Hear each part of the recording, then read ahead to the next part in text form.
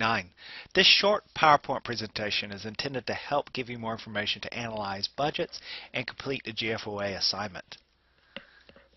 So what is the GFOA and what's the criteria for their budget award? The Government Financial Officers Association is an association comprised of members from the United States and Canada with the overall goal to enhance and promote professional management in fiscal matters through training, encouraging cooperation, and increasing leadership capacity. With its awards program, the association tends to focus on state and local budgeting issues. Since 1984, the association has given its Distinguished Budget Presentation Award to state and local governments that have budgeting procedures that meet a challenging set of criteria. The awards criteria assess a budget document based on its usefulness as a financial guide, a communication device, and an operational guide. As a financial guide, a budget needs to have clear tables for its expenditures, its revenues, then dividing up that information into more detail based on the departments and the programs in the city or county's budget. As a communication device, the budget needs to present the numbers and information in such a way that the average citizen can easily understand it. Many cities that have won the GFOA award make good use of their websites and pie charts and other useful tools to present their budgeting information in a manner that's easy to understand for the average citizen. And budgets need to be good operational guides, meaning that the budget document should allow and help managers and a local government do their day-to-day operations. It should be easily accessible, and managers and local officials and citizens need to be able to easily see where money is coming from and what it's being spent on to keep the operational side of government running smoothly. And as an operational guide, a typical local government budget should be divided in a few sections. And the GFOA criteria asks for governments to present their budgets based roughly on these sections: a table of contents that lays out what's in the budget and where it can be found to help serve as a location guide and a financial plan and a communication device, an executive summary where the budget presents an overview of the major parts, the major policy goals of the budget. Usually this is where nice charts and pie charts need to be used. A mayoral letter, a policy letter.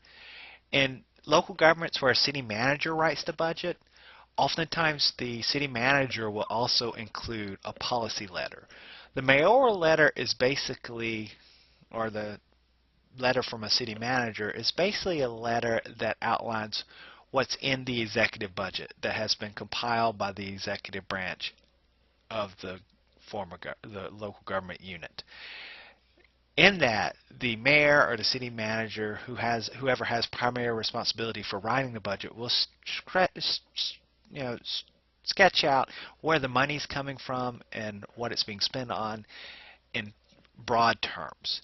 Also, the executive will include key policy goals that the budget's trying to achieve, usually in the neighborhood of 5 to 10 key policy goals. At the federal level, the President's State of the Union in many ways is the President's transmittal letter, or the policy letter that accompanies a budget. By law, the President needs to compile the executive budget by around the time every year when he gives the State of the Union. And in the State of the Union, the President talks about major policy goals, but also to a certain degree discusses how we'll pay for those goals. The mayoral letter, if it's written by a city manager, it's the same concept at the local level, and it needs to be embedded and included in the budget.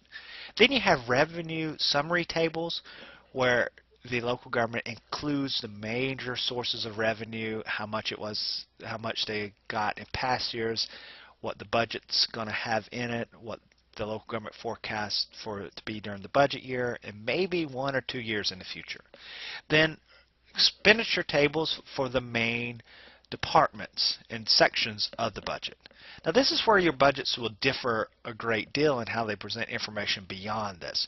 Many of your budgets will have a clear table of contents, executive summary, a letter from the mayor or city manager, clear summary tables for the major sources of revenue, clear summary tables for the major expenditures, and then they will divide up with a lot of detail, either in the form of line items by function, by program, or by department.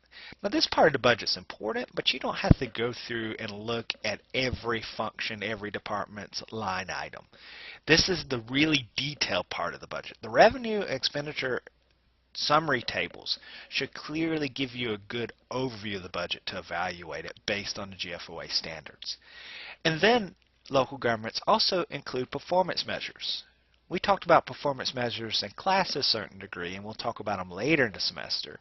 But with performance measures, organization is setting a goal that they want to achieve and then determining how they're going to measure whether they achieve that goal. And for budgets to be good financial plans, are we spending the money the right way, they do need to include some degree of performance measures. How are we measuring safe streets? How are we measuring effective economic development? How are we measuring effective fire protection against fire? There's a whole host of things, of course, that local governments need to measure to be able to say that we're spending money the right way, and this needs to be included in the budget. Now when you look at your budgets, you'll see a lot of funds often. Don't get bogged down in the details of the various funds. The major funds you need to be concerned with are the four on this slide here. Government funds, and within that you have your general fund usually. That's the operating budget, the day-to-day, to keep the lights on for the department's functions and programs. Then you have your special revenue fund. That's a revenue fund where money's kept or earmarked from a specific type of tax to be usually spent on a specific purpose, like a local option sales tax or a special local option sales tax where there's added revenue that's coming in from an additional sales tax that is dedicated to a specific purpose. It's kept separate of the general fund to ensure that it's spent on that purpose. Then you have your capital projects fund, your capital budget for long-term spending that is financed through debt. And then to service that debt in government funds, oftentimes many budgets will show you, and they should, the debt service fund, the fund that's used to pay interest on the local government's debt.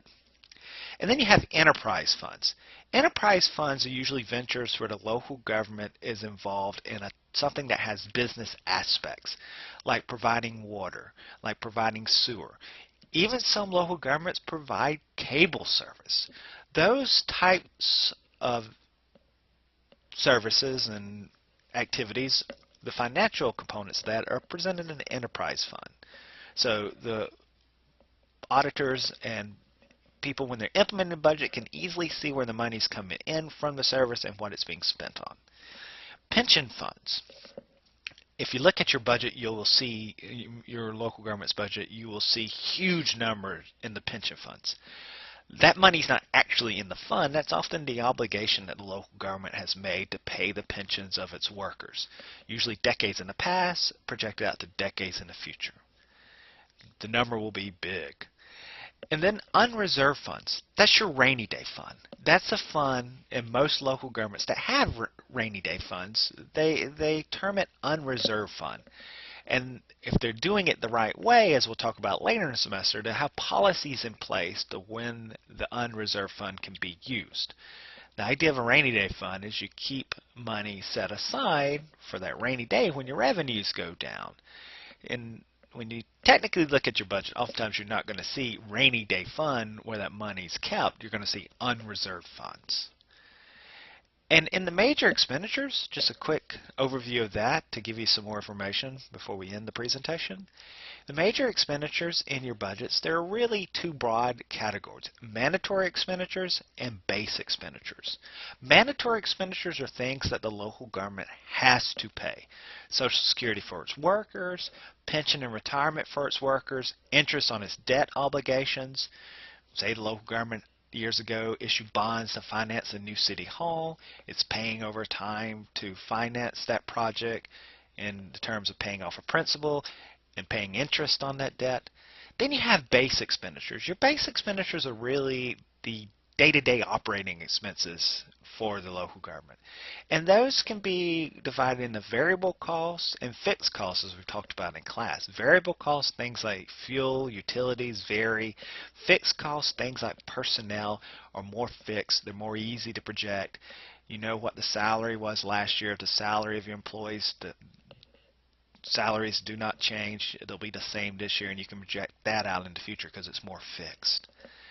Maintenance is a big issue for many of our public organizations. Many of our public organizations have maintenance. They haven't done maintenance over the last few years, or maybe even decades, so they have a huge maintenance cost up. Maintenance cost, though, is largely fixed. You can project that out and determine how much you need to pay to maintain your services and your facilities at current levels. Now, I hope this presentation has helped to a certain degree. Of course, if you have any questions, you can contact me, and have a great week.